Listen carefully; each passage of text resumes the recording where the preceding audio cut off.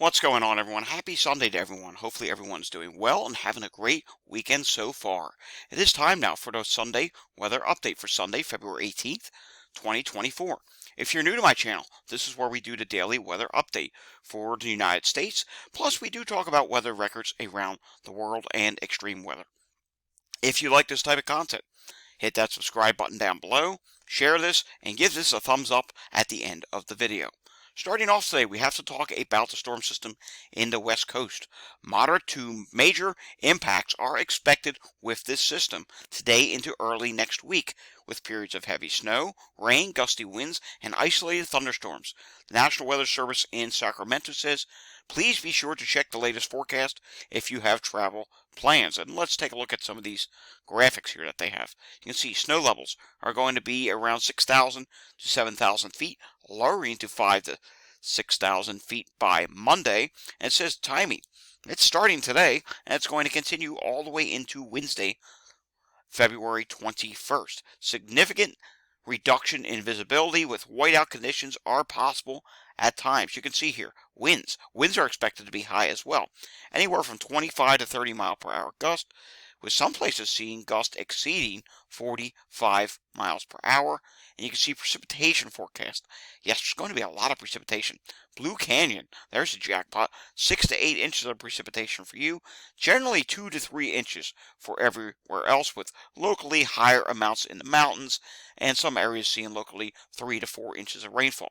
There's another aspect to the system we will have to talk about in just a little bit, and that is a severe weather aspect. Let's take a look at the national satellite picture.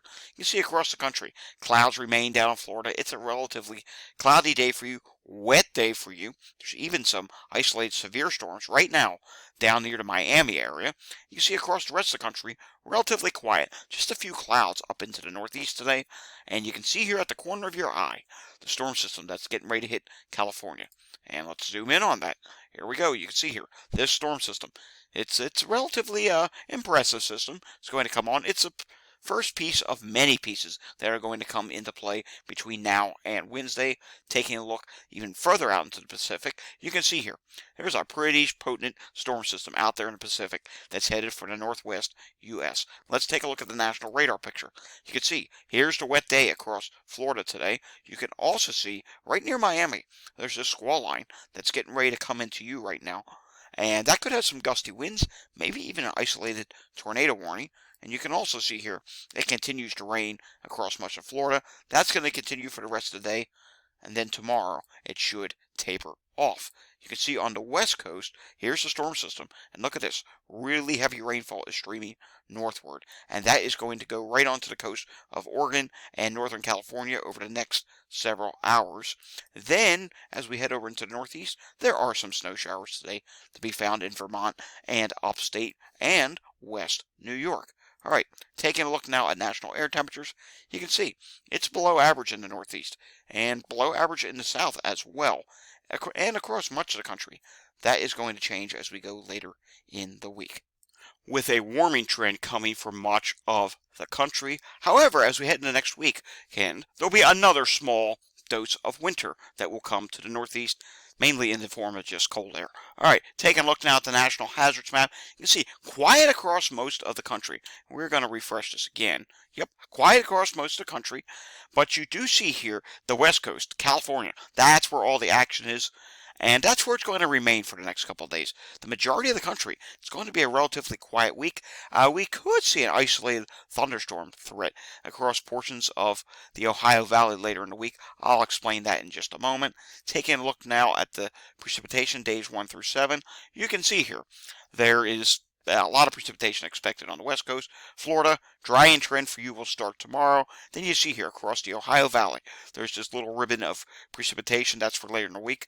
I'll show you that on the models in just a moment. Taking a look now, moderate risk of excessive rainfall for portions of Central California today, and again in Southern California tomorrow, with slight risk surrounding that. And you can see the rest of the country quiet in terms of excessive rainfall. Now we take a look at the severe storm risk. There is a marginal risk for the next couple hours in southeast Florida. It's from that squall line that you saw But this is really interesting. Look at tomorrow. There's a slight risk in California, up in northern California. There's a little slight risk area because there's the threat of the potential for an isolated tornado or two tomorrow, maybe a wind threat, maybe a small threat of hail. But yes, we could be talking about a couple tornado warnings in California tomorrow. We'll have to watch how that unfolds. It's a relatively impressive system. Day 3, as of right now, no marginal risk, but maybe again another threat of some thunder or lightning out on the west coast. All right, let's take a look at the models here, and you'll see here, this is the 12Z NAM run that came out earlier today. You can see the rain will continue across Florida, but look what happens. It starts to clear out as we head into tonight, as an area of low pressure develops off the coast, and that low pressure actually will be key for the forecast later in the week up into the northeast. Look at the west coast. Yeah, just a lot of heavy rain comes on, and it actually intensifies in central California overnight tonight, the first thing tomorrow morning. Then you get somewhat of a break with more activity coming on for Northern California later in the day. And then Tuesday, look at this. Another little piece of energy comes down to Southern California, where you could see upwards of 1 inch to 1.5 inches of rainfall. But remember that low that I was talking about off of Florida? Look what happens with that. It's relatively well east of the U.S. coast. It's not going to hit the U.S. coast, but it could be something that affects the systems that come across the United States later in the week. It could ultimately impact their path that they take and the timing of the systems. Let's advance now to the GFS. You can see rainfall clears out tomorrow in Florida. Here comes the California system. Quiet across the rest of the country. And look at this. See these blue lines here? The blue lines in the northeast, they start to exit. What happens when they exit? Well, look here. Southwest flow develops. Warmer air comes in. See, by the middle of the week, we're talking a warming trend up into the northeast. A lot of places along the I-95 corridor could be pushing 50 degrees. Down here in Philadelphia, we'll be pushing 50 degrees later this week. Down the south, 60s and 70s for you. But look at Thursday. We do see this system that starts to develop here, and it wouldn't surprise me if there was an isolated thunderstorm within this, because there will be a little ribbon of instability, and I'll show that to you here in GFS. See here? It's a little ribbon of instability, and you also get some warm temperatures ahead of this. You can see here. Temperatures will get into the upper 50s, so could be isolated case of thunder or lightning with that event.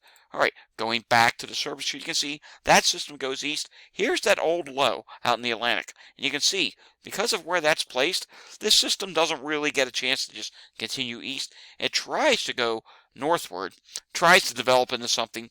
If it's going to develop into anything, it would benefit northern New England, extreme northern Vermont, New Hampshire, and northern Maine. And honestly, I don't think it's going to become much of anything. Let's go back across previous runs. You can see here, not many runs did much with it.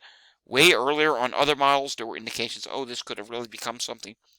The threat is really fizzling. The big thing that we have to talk about next weekend is this cold air in the northeast. It's going to come. It's not going to last all that long, and there may be a few snow showers with another piece of energy that comes in, but across the rest of the country, relatively quiet until the following week, and then we see here on the west coast, yes, maybe another storm system for you, but relatively quiet all across the country after that point. Let's take a look at the GEFS in the long range, and we can see here, starting off with the shorter range, the warm air, it invades much of the country. It comes. It takes over.